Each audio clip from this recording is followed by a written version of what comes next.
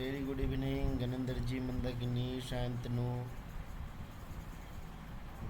Very good evening Kishore, Mayank, Malini, Sitaram, Jhintu, Shantanu, Ajay और बाकी जो लोग, हरिंद्र जी, अंबिका, आशीष, विनला, प्रशांत, प्रियंका, नितिन, रवि, सचिन, सीताराम। और कैसे हैं सब लोग? फटाफट, चकाचक। गुड इवनिंग संतोष। झक्कास, ये हुआ बात, बढ़िया। चलिए, अच्छा, चलिए, आज हमारा हालत थोड़ा ख़राब है। ठीक है, दो तीन केस है। एक तो अल्टीमेट लेवल का टायर्ड लग रहा है, और दूसरा है मेरे से ज़्यादा टायर्ड मेरा लैपटॉप है, क्योंकि इसमें अभी 32% चार्ज बचा हुआ है, जो कभी भी ख़त्म हो सकता है ना। फ़िलहाल मैं ब्राइटनेस थोड़ा कम कर लिया हूँ, ताकि ये कर पाए। एक्चुअली ऑफिस में ही आज स्ट्राइक वाला केस था ना आज, तो स्ट्राइक स्ट्राइक खेलते खेलते ऑफिस से चार्जर लाना भूल गया। हाँ, पोस्ट ऑफिस के जॉब में बहुत मज़ा आ रहा है, ये अच्छा लगा हमको देख के। ज्ञानंदर जी, बिल्कुल ऐसे आपके जीवन में मज़ा आते रहे और आप मज़ा करते रहो। है ना, बहुत मज़ा है सच में।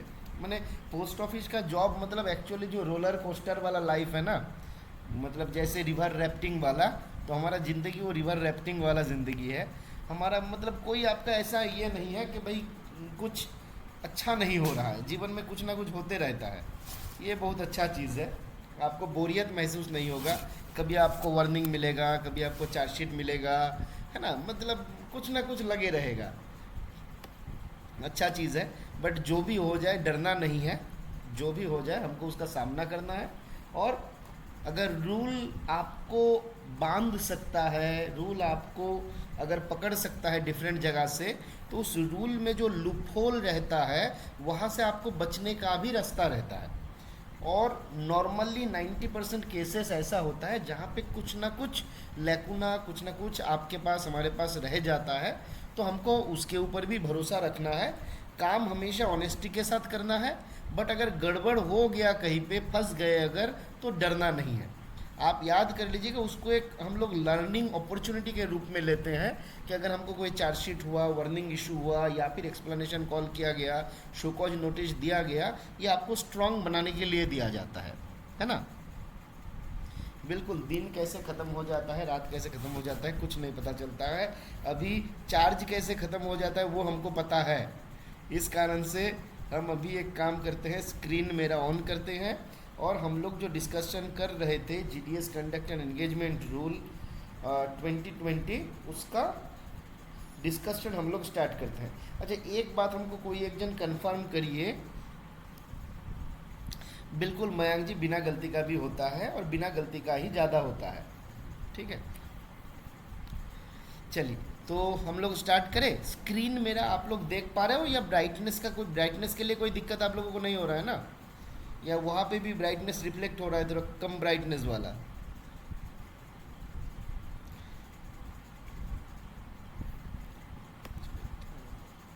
थोड़ा सा बढ़ा लेता हूँ, नहीं तो।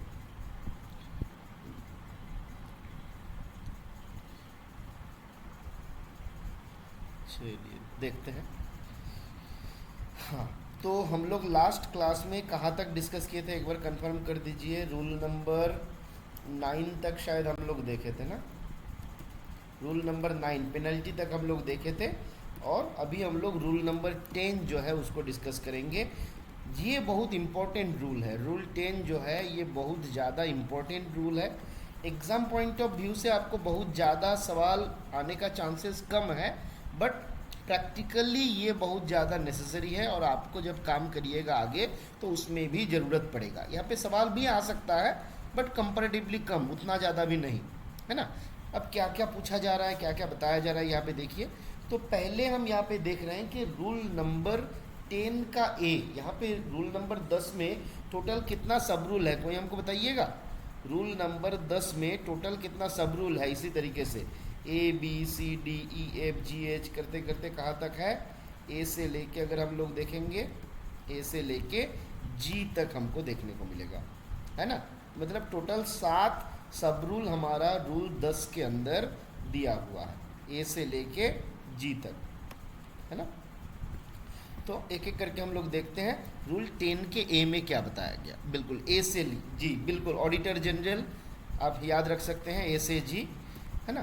तो रूल ए में क्या बताया गया, बोला कि द सेवक इज इन्फॉर्म। ये रूल 10 ए जो है ये हमको क्या बता रहा है, it is saying us, it is telling us about minor penalty. यहाँ पे ध्यान दीजिए 10 के ए में बताया गया माइनर पेनल्टी का प्रोसीड्योर के बारे में, कि माइनर पेनल्टी क्या होता है, कैसे होता है ना।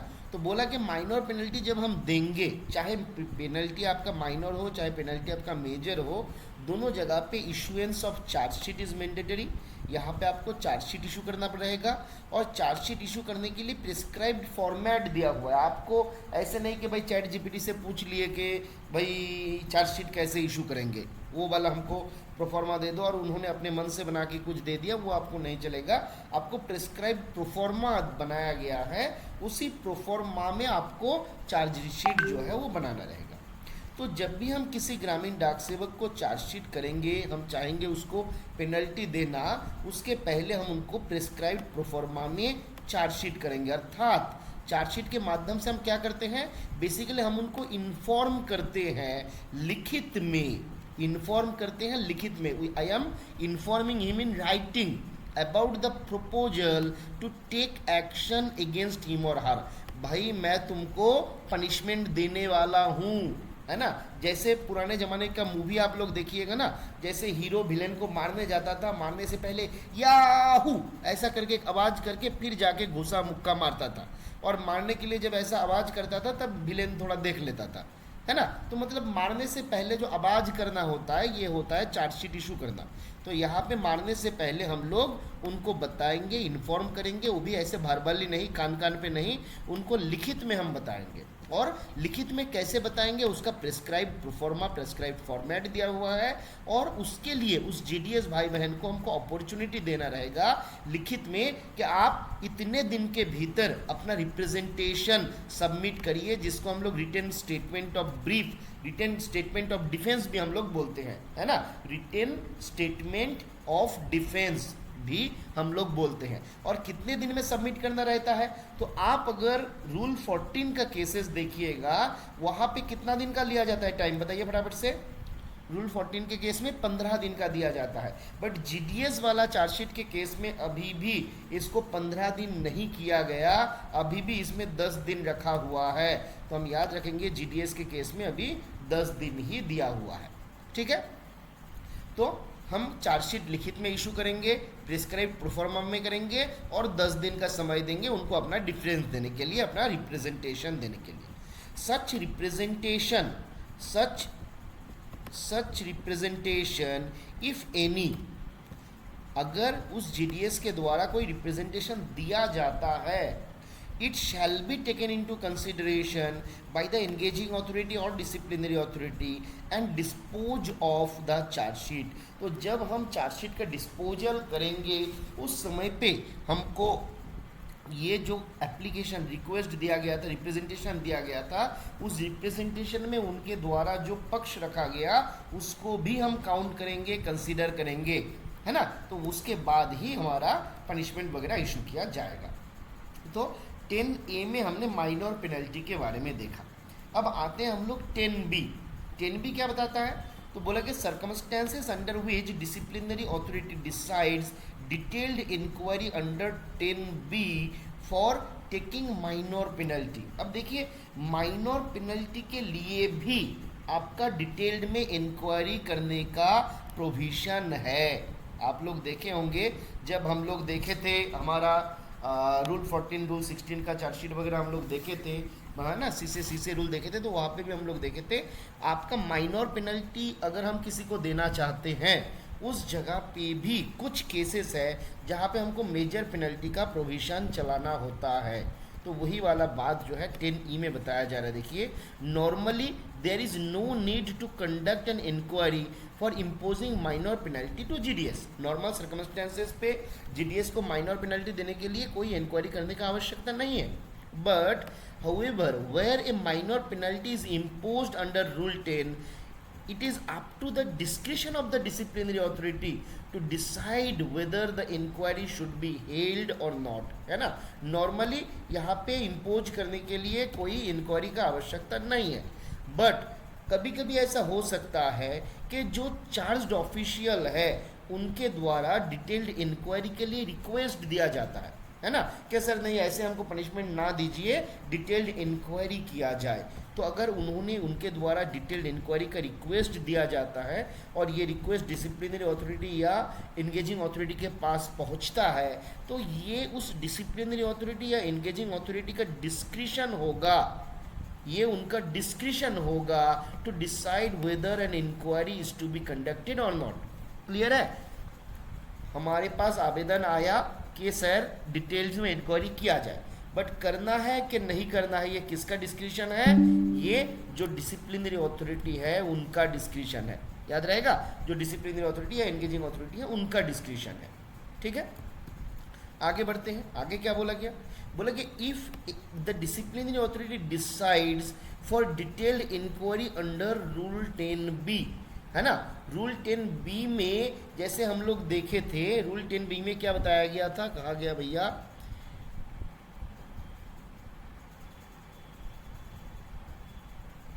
इन केस वह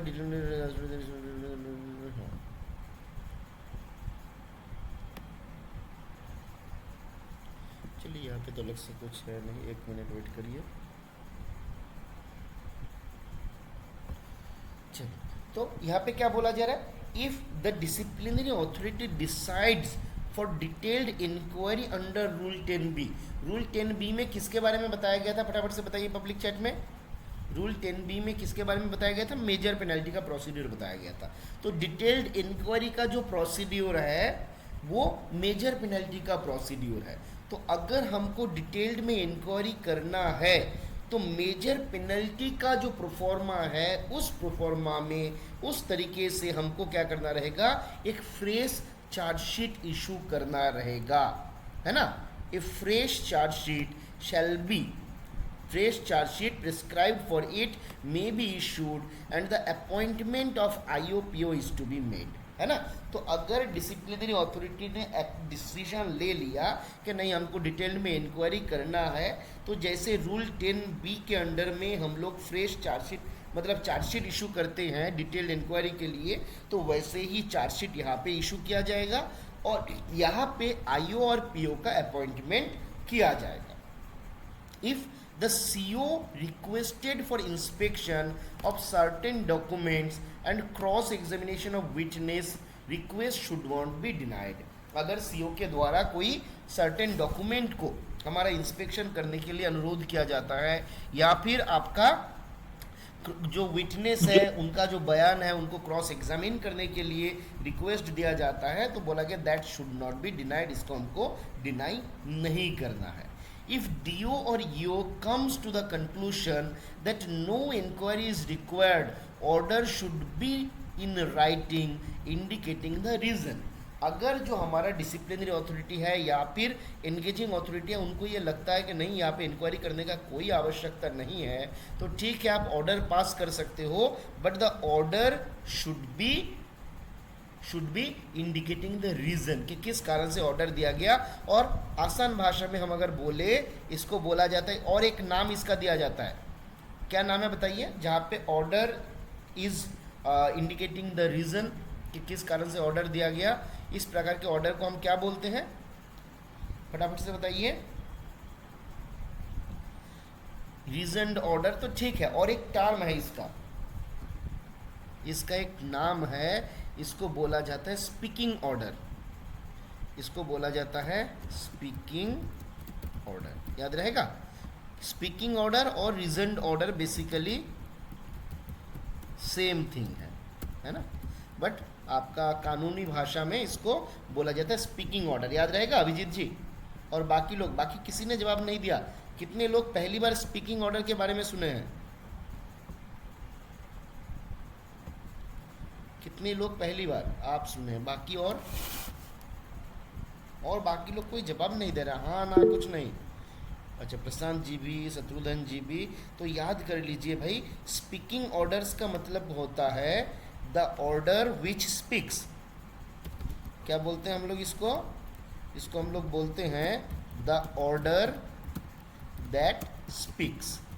अब द ऑर्डर दैट स्पीक्स मतलब ऑर्डर तो बोल नहीं सकता, तो ऑर्डर जो हम दिए हैं उसके अंदर कारण भी बताया जाएगा कि भाई इस कारण से तुमने ये किया था ना, इस कारण से तुमने, मैं जैसे मान लीजिए किसी ने किसी का मर्डर कर दिया, अब वहाँ पे बोला गया भैया आपने इस तारीख को इस समय पे इस बंदे का मर्डर किए थे, इसलिए आपको फांसी दिया जा रहा है। तो ये क्या है? एक स्पीकिंग ऑर्डर है कि पनिशमेंट और उसका मतलब कारण। किसी ने चोरी किया, उनको 2 महीने का जेल दिया गया, तो बोला गया आपने इस तारीख को इस जगह पे चोरी किए थे, आपको 2 महीने का जेल दिया गया इस चोरी के कारण से। तो ये हो गया स्पीकिंग ऑर्डर। क्लियर है? तो जहाँ पे order itself speaks the reason for passing that order, तो उसको हम लोग बोलते हैं स्पीकिंग ऑर्डर और रीजन ऑर्डर। क्लियर है?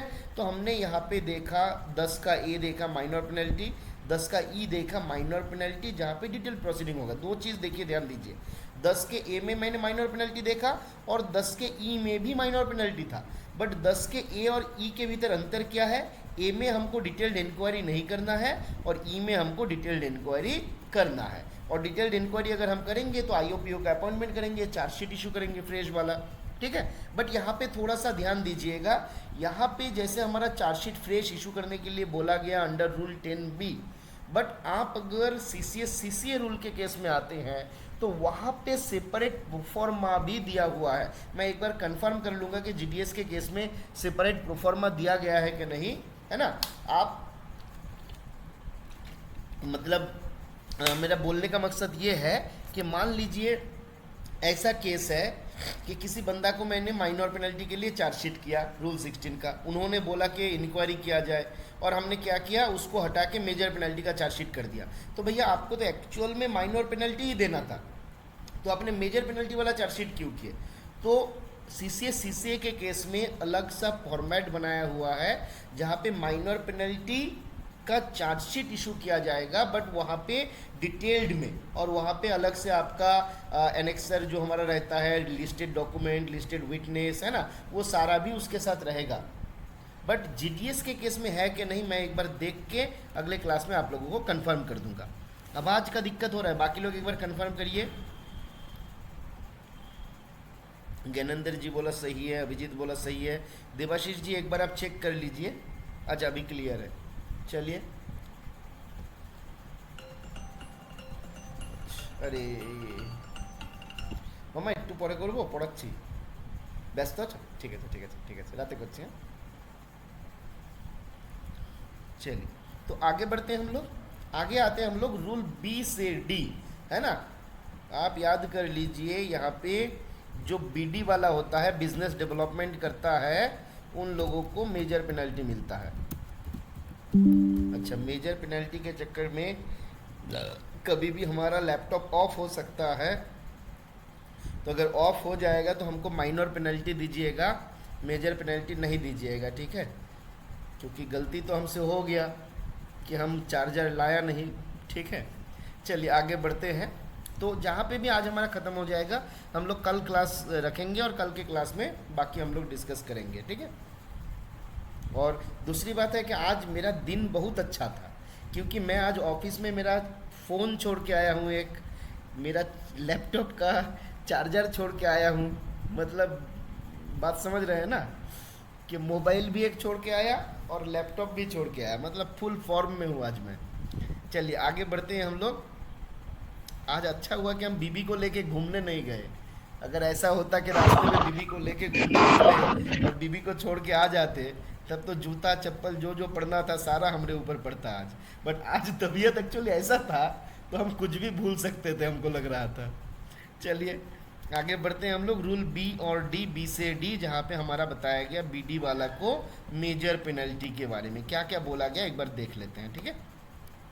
बोला गया the engaging authority will inform the government servant in writing of the proposal to take action against him in the prescribed form, मतलब चार्जशीट का जो प्रिस्क्राइब्ड फॉर्मेट होता है ऑफ चार्जशीट, अकम्पनीड बाई देखिए यहाँ पे हमने जब देखा, यहाँ पे हमारा बोला गया था क्या, प्रिस्क्राइब्ड फॉर्मेट में। क्यों? क्योंकि यहाँ पे जो प्रिस्क्राइब्ड फॉर्मेट रहता है इसमें मेमोरेंडम हमारा इशू होता है ना। हमारा आर्टिकल ऑफ चार्जेस जो है वो हमारा रहता है, बट वहाँ पे लिस्टेड डॉक्यूमेंट, लिस्टेड विटनेस, ये सारा देने का हमारा कोई आवश्यकता नहीं रहता है। बट जब हम यहाँ पे आते हैं, मेजर पेनल्टी का चार्जशीट इशू करते हैं, तो मेजर पेनल्टी के चार्जशीट में, चार्जशीट का आपका टोटल 4 पार्ट होता है। आप अगर देखिएगा इसका 4 पार्ट होता है। पहला पार्ट रहता है आपका आर्टिकल ऑफ चार्जेस, जहाँ पे उस बंदे ने, पहले तो एक रहेगा मेमोरेंडम, है ना, पहले एक रहेगा मेमोरेंडम जहाँ पे वो बंदा ने क्या गड़बड़ किया वो बताया जाएगा। ठीक है, तो मेमोरेंडम तो रहेगा ही रहेगा कि भाई तुम्हारे खिलाफ एक्शन लिया जा रहा है। उसके बाद किस कारण से एक्शन लिया जा रहा है तो उसका डिटेल्स रहेगा, जहाँ पे जो जो डिफरेंट आर्टिकल हम उनके ऊपर लगाएंगे। मतलब मान लीजिए एक एसबी अकाउंट में किसी ने फ्रॉड किया तो उसके लिए एक अलग चार्ज बना दिए, एक आरडी में किया उनके लिए अलग चार्ज बना दिए, मनी ऑर्डर रिलेटेड कुछ था एक अलग चार्ज बना दिए। तो अलग अलग आर्टिकल ऑफ चार्जेस यहाँ पे रहेगा। उसके साथ क्या रहेगा, statement of imputation. Statement of imputation क्या होता है, तो आप आर्टिकल ऑफ चार्ज को बोल सकते हैं आपका मतलब जिस्ट ऑफ द चार्ज, है ना। क्या मतलब क्या चार्ज हम लगा रहे हैं, जिस्ट ऑफ द आर्टिकल। वहाँ पे बस समराइज वे में जैसे हम प्रेसी लिखते हैं वैसे ही हम बता देंगे तुमने ये किया था, वो किया था, ये हो गया। ठीक है, मतलब जस्ट क्या उनके केस में एक्शन है। बट स्टेटमेंट ऑफ इम्प्यूटेशन में रहता है details of charge. Statement of imputation में क्या रहेगा, डिटेल्स ऑफ चार्ज के क्या क्या गड़बड़ी किया था फलाना व्यक्ति जब बीपीएम के पद पर इस ऑफिस में कार्यरत थे, है ना। Person A B C D while working as BPM this post office, this branch post office, है ना। इस बंदे से 5,000 रुपये लिया, पासबुक में एंट्री किया, अपना सिग्नेचर दे के, इनिशियल दे के उसको ऑथेंटिकेट किया, उसमें डेट स्टैंप लगाया और उस पैसे को अकाउंट फॉर ना करके उन्होंने अपने उसका हड़प लिया, है ना, मिस अप्रोप्रिएशन कर दिया, तो गवर्नमेंट अकाउंट पे नहीं लिया। तो ये सारा क्या है आपका स्टेटमेंट ऑफ इम्प्यूटेशन, जहाँ पे डिटेल्स में बताया जाएगा। फिर कौन सा वो डॉक्यूमेंट है जिसके आधार पे मैं चाहता हूँ केस को साबित करना, तो ये सारा रहेगा लिस्ट ऑफ डॉक्यूमेंट के भीतर। और कौन सा विटनेस है जिनके आधार पे मैं चाहता हूँ कि केस को प्रूव करना, केस को सस्टेन करवाना, वो सारा भी यहाँ पे रहेगा। तो ये टोटल 4 पार्ट इसका रह जाता है। और यहाँ पे भी हम उस गवर्नमेंट सर्वेंट को, मतलब जीडीएस को, गवर्नमेंट सर्वेंट को नहीं, उस जीडीएस को, ग्रामीण डाक सेवक जो भाई बहन हमारा रहेंगे, उनको हम रीजनेबल अपॉर्चुनिटी देंगे, टाइम देंगे कि भाई अपना रिटर्न स्टेटमेंट ऑफ डिफेंस यानी कि अपना रिप्रेजेंटेशन देने के लिए कितने दिन के भीतर, बोला कि नॉट एक्सीडिंग 10 डेज, 10 दिन का समय हम यहाँ पे देंगे। क्लियर है। तो 10B में ये बात जो है हमारा बताया गया। अब उसके बाद क्या बोला गया, बोला कि if the article charged official in reply tenders unconditional unreserved apology thus owns his guilt, it implies that he is admitting the charges। तो बोला गया अगर चार्ज्ड ऑफिशियल के द्वारा अनकंडीशनल आपका एक्सेप्टेंस किया जाता है कि हाँ मेरा जो अपराध था मैं इसको मानता हूँ, मैंने ही उस बंदे से पैसा लिया था, हमने उसको अकाउंट फॉरवर्ड नहीं किया था, और इस प्रकार से उनका रिप्रेजेंटेशन रहेगा। वो कोई कंडीशन नहीं रख सकता है कि सर अगर हमको आप माइनर पेनल्टी दीजिएगा तो हमको चार्ज एक्सेप्ट है, अदरवाइज चार्ज हम एक्सेप्ट नहीं करेंगे। ऐसा नहीं कर सकता, कोई कंडीशन वो नहीं लगाएगा, है ना। और कुछ अनरिजर्व्ड एपोलॉजी उनका रहेगा, मतलब अलग से कुछ नहीं कि हाँ आप हमको ये दे दीजिए तो चलेगा, वो सब नहीं चलेगा। और ऐसा जो उनका मतलब एडमिशन रहेगा जहाँ पे वो चार्ज को एक्सेप्ट कर रहा है, that should be in writing, ये लिखित में होना चाहिए, है ना। तो ऐसा केसेस अगर होता है तो वहाँ पर अनकंडीशनल अनरिजर्व्ड एपोलॉजी अगर रहता है तो वहाँ पे फर्दर इंक्वायरी का आवश्यकता नहीं रहता है। बट अगर किसी भी प्रकार का कंडीशनल एपोलॉजी रहता है, कंडीशनल एक्सेप्टेंस रहता है, तो वहाँ पे डिटेल्ड में इंक्वायरी करना पड़ेगा, है ना। बोला कि in this case the disciplinary authority records his finding on each charge and take further action on as per the rule, है ना। अगर इन्होंने अनकंडीशनल एक्सेप्टेंस कर दिया तो डिसिप्लिनरी अथॉरिटी अपना फाइंडिंग देगा। मान लीजिए इन्होंने मान लिया, उसके बाद भी डिसिप्लिनरी अथॉरिटी स्वतंत्र है वो अपना डिसीजन देने के लिए, तो डिसिप्लिनरी अथॉरिटी सारा चीज़ देख के, सारा रिकॉर्ड वगैरह देख के अपना जो आपका फाइंडिंग्स है वो फाइंडिंग देगा और अकॉर्डिंगली उनके खिलाफ जो एक्शन वगैरह है लिया जाएगा। बोला गया इन केस ऑफ डिनायल और पार्शियल डिनायल ऑफ चार्जेस और non receipt of written statement of defence, disciplinary authority must treat that the charges are not admitted. Clear हुआ कि मान लीजिए अगर कोई बंदा जो है डिनाई कर देता है या फिर पार्शियल डिनाई करता है कि हाँ मान लीजिए ये तो मैंने किया था बट ये मैंने नहीं किया था, तो अगर वो डिनाई करता है, पार्शियल डिनाई करता है या फिर मान लीजिए अपना जो स्टेटमेंट ऑफ डिफेंस होता है वो देता ही नहीं है कि जो उखाड़ना है उखाड़ लो, हम तो देंगे नहीं, ठीक है, जो करना है कर लिए, जितना खाना था खा लिया, अब हम कुछ नहीं करेंगे, तो बस अगर ऐसा उनका एटीट्यूड है तो हम मान लेंगे कि भैया इनके द्वारा चार्ज को एडमिट नहीं किया गया, एक्सेप्ट नहीं किया गया, और यहाँ पे आईओ और पीओ का अपॉइंटमेंट होगा for detailed inquiry. Detailed inquiry के लिए आईओ पीओ का अपॉइंटमेंट किया जाएगा। Unless unavoidable circumstances disciplinary authority should refrain from being an IO. Normal circumstances पे जब तक मतलब अनअवॉइडेबल सर्कमस्टेंसेस ना आ जाए, मान लीजिए दुनिया में एक ही बंदा है जो डिसिप्लिनरी अथॉरिटी बन सकता था, वो हमारा जो आईओ बन सकता था और वो हमारा डिसिप्लिनरी अथॉरिटी है, जो कभी संभव है नहीं। इस प्रकार का अगर सर्कमस्टेंसेस आता है तो ठीक है वो आईओ बन सकता है, otherwise the disciplinary authority should refrain from being the IO. Disciplinary authority को आईओ नहीं बनना है, उनको आईओ का अपॉइंटमेंट करना है। क्लियर है? आगे बढ़े हम लोग। यहाँ तक इसके भीतर कोई डाउट, किसी को कुछ बोलना, बताना, पूछना? बिल्कुल ये सारा सीसीएस कंडक्ट रूल के तरह ही है। रूल 14 में जैसे हम लोग देखे थे सारा सेम चीज़ है, इसमें बहुत ज़्यादा अंतर नहीं है, प्रोसीड्यूर दोनों सेम है। चलिए आगे बढ़ते हैं। रूल 10F, जहाँ पे क्या बोला गया? बोला गया रूल 10F में procedure of imposing penalty after discharge, है ना, मतलब एफ में होता है फाकी, और फाकी मार के अगर कोई बंदा हमारा सर्विस से निकल जाता है, कोई गवर्नमेंट सर्वेंट डिस्चार्ज होता है, तो वो हमारा एफ के भीतर कवर होता है। क्या बोला जा रहा है? Procedure for imposing penalty after discharge. देखिए पेनल्टी को हम आफ्टर डिस्चार्ज दे रहे हैं, यहाँ पे दोनों के भीतर ये एफ और जी दोनों के भीतर थोड़ा सा अंतर है। क्या अंतर है? जी में रिटायरमेंट के बाद आपका प्रोसीडिंग चलाया जा रहा है और एफ में रिटायरमेंट के पहले ही, मतलब इनिशिएट किया गया।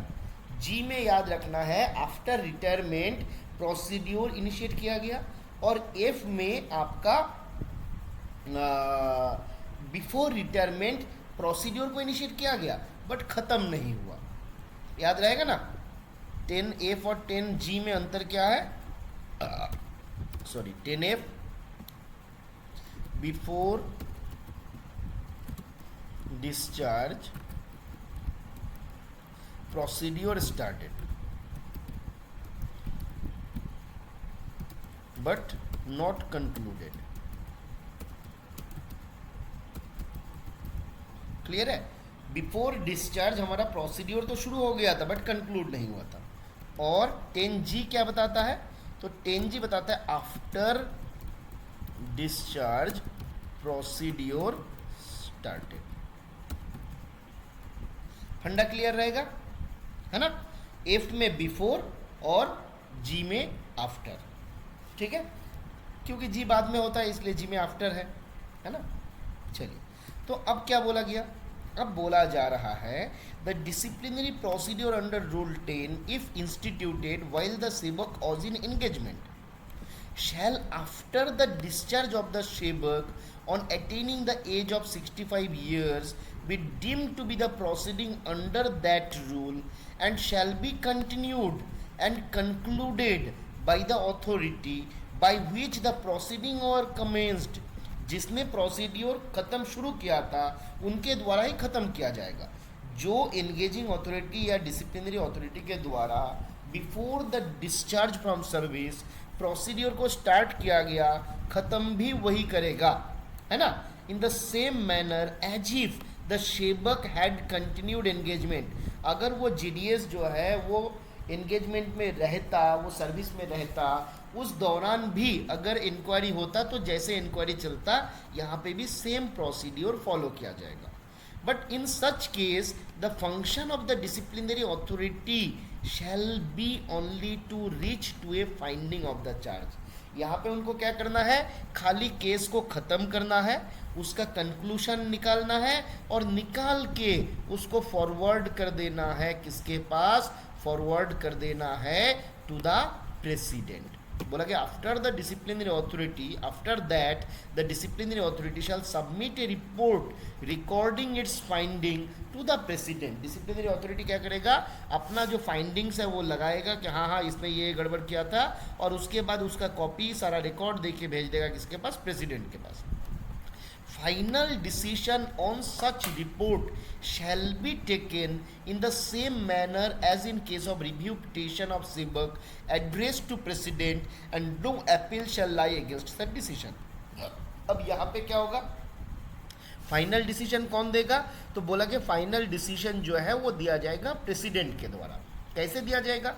जैसे मान लीजिए अपील के अगेंस्ट में जब हम रिव्यू पिटीशन देते हैं, अगर हम रिव्यू करने के लिए देते हैं, है ना, तो रिव्यू जैसे हमारा होता है प्रेसिडेंट के द्वारा रिव्यू किया जाता है, आप लोग देखे होंगे.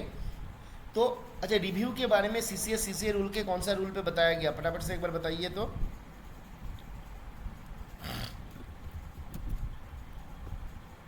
सीसीए रूल के कौन से रूल के रिव्यू के बारे में बताया गया?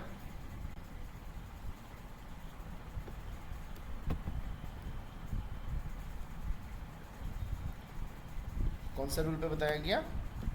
29A में बताया गया, है ना. रिव्यू क्या होता है? तो फाइनल वाला केस जो हमारा प्रेसिडेंट के पास आखिरी बार जाता है, जैसे किसी डिसिप्लिनरी अथॉरिटी ने हमको पेनल्टी दिया, हमने उनके खिलाफ अपील किए, अपील के अगेंस्ट में रिवीजन में गए, रिवीजन के अगेंस्ट में रिव्यू में गए, और रिव्यू जो होता है वो फाइनली किया जाता है प्रेसिडेंट के पास, और इस रिव्यू ऑर्डर के अगेंस्ट में किसी भी प्रकार का अपील वैपील कुछ नहीं चलता है ना. तो बोला गया ये जो ऑर्डर यहाँ पे प्रेसिडेंट पास करेगा ये similar as the review petition, तो ये फाइनल ऑर्डर ही रहेगा, इसके अगेंस्ट में कोई अपील वैपील कुछ नहीं चलेगा. The president reserves the right of withholding group insurance amount, किसी भी प्रकार का सिक्योरिटी अमाउंट अगर जमा है जीडीएस का, post engagement benefits likes ex gratia gratuity, जिसको हम लोग जीडीएस ग्रेजुइटी भी बोलते हैं, सिवरस अमाउंट, है ना, सिवरस अमाउंट हम लोग लास्ट देखे थे. By ordering recovery from this amount in case of sevak is found guilty of grave misconduct और negligence during the period of engagement, है ना. तो अगर एंगेजमेंट के समय जीडीएस के द्वारा कोई ग्रेव मिसकंडक्ट किया जाता है तो प्रेसिडेंट के पास पावर है कि वो ग्रुप इंश्योरेंस स्कीम का जो पैसा है उसको विथहेल्ड कर सकता है.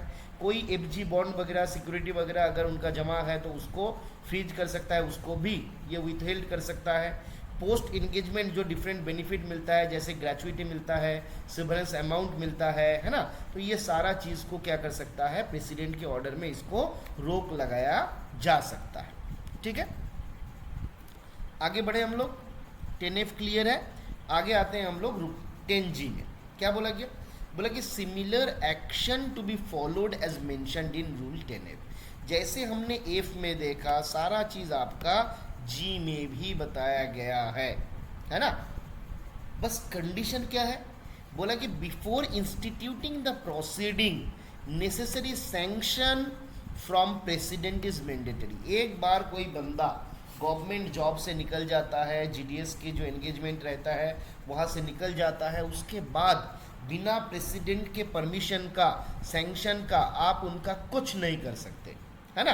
तो बोला कि necessary sanction from president is mandatory. इसलिए लोग बोलता है कि भाई फटाफट से चार्जशीट कर दो, अगर रिटायरमेंट वाला केस में जा रहा है तो फटाफट से चार्जशीट कर दो, है ना, इंक्वायरी प्रोसीडिंग हमारा स्टार्ट हो जाए, उसके बाद देख लिया जाएगा, है ना.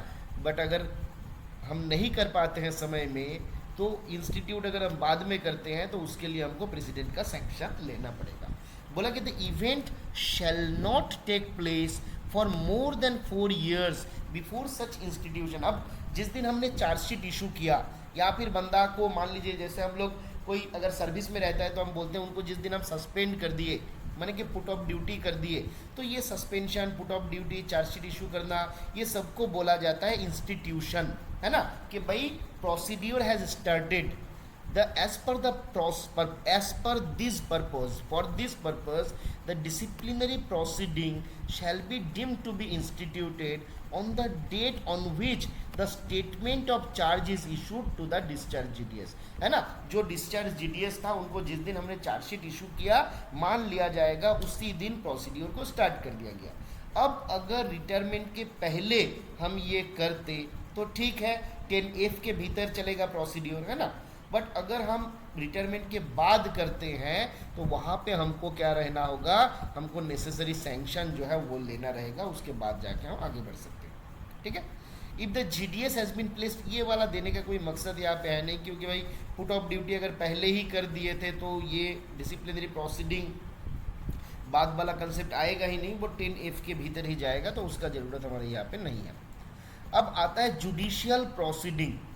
बोला कि judicial proceeding shall be deem to be instituted, कब, बोला कि in case of criminal offence, दो केस यहाँ पे दिया गया, क्रिमिनल ऑफेंस और एक दिया गया सिविल प्रोसीडिंग, है ना, क्रिमिनल प्रोसीडिंग और सिविल प्रोसीडिंग। बोला कि अगर पुलिस के पास कोई FIR किया गया, पुलिस के पास कोई कंप्लेन किया गया, तो जिस दिन मजिस्ट्रेट ने उनका कॉग्निजेंस लिया, the date on which magistrate took cognizance of the case, उस दिन को बोला जाएगा institution of the judicial proceeding. अगर सिविल केस में है तो जिस दिन जो मेरा आरोपकारी है या जो हमारा प्लेंट है उसने हमारा कोर्ट में प्रेजेंट हुआ था, डेट ऑन विच, प्लेंट का मतलब क्या होता है बताइए एक बार फटाफट से, PLAINT, इसका मतलब क्या होता है,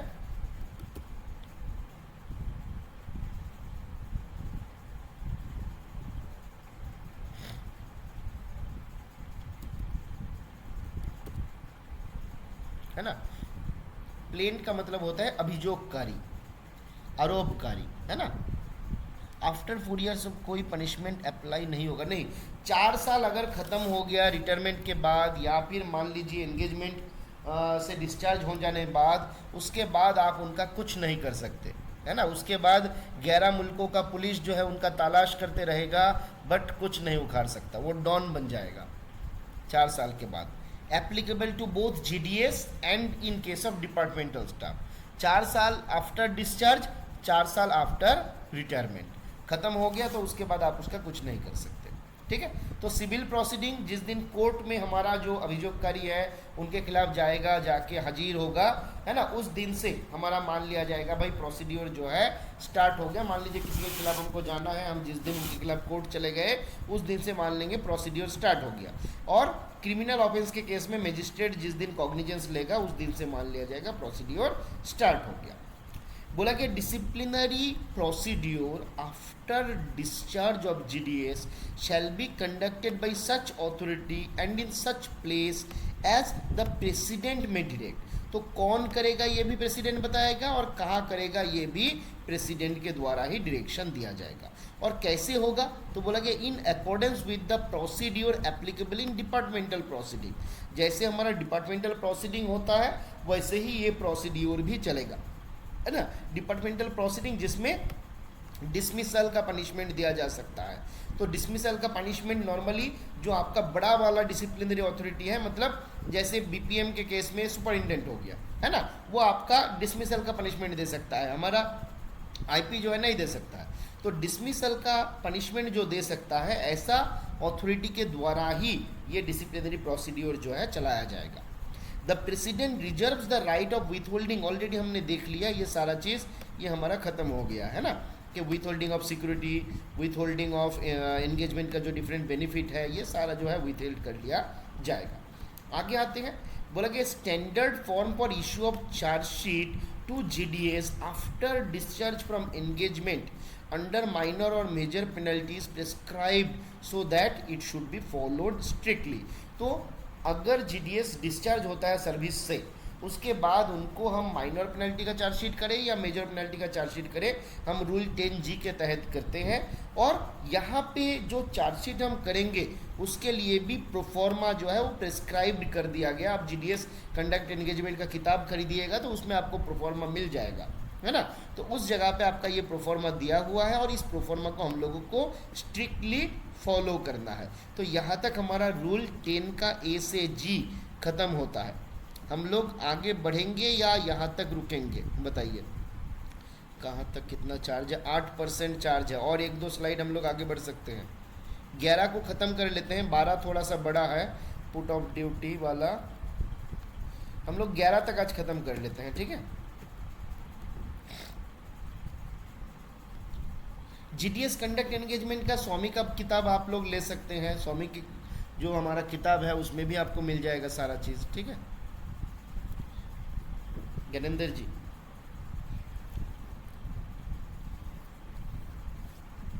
चलिए आगे आते हैं हम लोग रूल 11। रूल 11 में क्या बोला गया? बोला कि provision of rule 10 shall not apply. अरे और भी चार्ज गया, ख़त्म लग रहा है और आगे बढ़ेगा नहीं। Major penalty but inquiry not required. ऐसा केसेस जहाँ पे हमको मेजर पेनल्टी तो देना है बट उसके लिए इंक्वायरी करने का कोई आवश्यकता नहीं है, वो कौन सा केसेस में होगा? तो बोला गया 3 केस है, थोड़ा सा हम समराइज कर देते हैं। जहाँ पे क्रिमिनल चार्ज का कन्विक्शन रहेगा किसी जीडीएस के अगेंस्ट में, मान लीजिए क्रिमिनल कन्विक्शन हो गया, क्रिमिनल चार्ज आया था, आरोप आया था और कोर्ट में गया, साबित भी हो गया कि हाँ वो बंदा ने मर्डर किया किसी का, है ना। तो क्रिमिनल चार्ज था, वो साबित हो गया, तो भैया इनके खिलाफ कोई अलग से माइनर पेनल्टी का प्रोसीड्योर, मेजर पेनल्टी का प्रोसीड्योर नहीं चलाना है, उनके खिलाफ सीधा फैसला ऑन द स्पॉट हो सकता है। फिर क्या बोला गया? Not reasonably practicable to hold such inquiry. अगर कभी जो हमारा अपॉइंटिंग एंगेजिंग अथॉरिटी या फिर जो हमारा बोल सकते हैं हम डिसिप्लिनरी अथॉरिटी है, बेसिकली ऐसा अथॉरिटी जो किसी को डिसमिसल का या रिमूवल का पनिशमेंट दे सकता है ना, मतलब बड़ा वाला डिसिप्लिनरी अथॉरिटी जिसके बारे में हम बात कर रहे हैं यहाँ पे, अगर उनको ये लगता है कि ये प्रैक्टिकल नहीं है किसी पर्टिकुलर कारण से इंक्वायरी को कंडक्ट करना, तो वहाँ पर भी बिना इंक्वायरी का भी पनिशमेंट दिया जा सकता है। और अगला केस क्या है? In the interest of security of state, जहाँ पे प्रेसिडेंट को लगता है कि देश के सुरक्षा के लिए, सिक्योरिटी के लिए इंक्वायरी कंप्लीट करना संभव नहीं है, तो वहाँ पर बिना इंक्वायरी का पनिशमेंट जो है हमारा दिया जा सकता है। तो ये 3 केसेस ऐसा है जहाँ पे हम लोग पनिशमेंट दे सकते हैं बिना चार्जशीट का, है ना। तो ये हमको मतलब बिना चार्जशीट का नहीं, बिना इंक्वायरी का, डिटेल्ड इंक्वायरी वगैरह नहीं किया जाएगा, बट हम यहाँ पे मेजर पेनल्टी दे सकते हैं। चलिए हम लोग यहीं पे ख़त्म करते हैं आज, कल क्लास में हम लोग आगे का डिस्कशन करेंगे, ठीक है।